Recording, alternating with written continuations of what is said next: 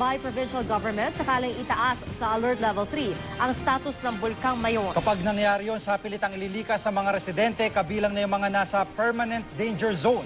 Nakatutok live si Cedric Castillo. Cedric. GKP, sa mga susunod na araw daw ay napaka-importante na maobserbahan kung magiging mabilis o mabagal yung paglaki ng lava dome o yung pamamaga na nakita doon sa crater ng Mayon Volcano. Dahil ito raw yung magiging indikasyon kung magiging mabilis o mabagal din yung pag-angat ng lava.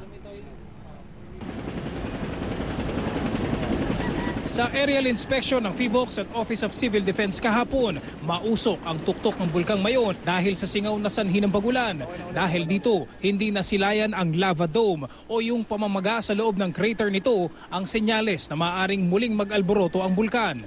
Dahan-dahan yung pag-angat niya, kaya nakadigas siya. So yung binabantayan natin kung bumilis ang rate niya. So makikita naman yung kung gaano kabilis paglaki yung dome.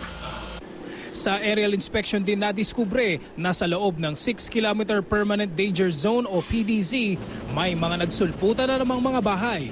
Sa datos ng Albay Provincial Disaster Risk Reduction and Management Office, mahigit 100,000 residente ang posibleng maapektuhan sakaling pumutok ang bulkan. Ito yung families na nasa halos border ng 6-kilometer danger zone. Yung kabuhayan nila ay nasa loob talaga ng permanent danger zone. So kailangan din pag nag-evacuate tayo, lalo na pag nag-alert level 3 na doon na strictly hindi na pinapapasok sa 6-kilometer danger zone. Matapos itaas sa alert level 2 ang status ng bulkan, ipinagbawal muna ang anumang human activity sa loob ng 6-kilometer PDZ.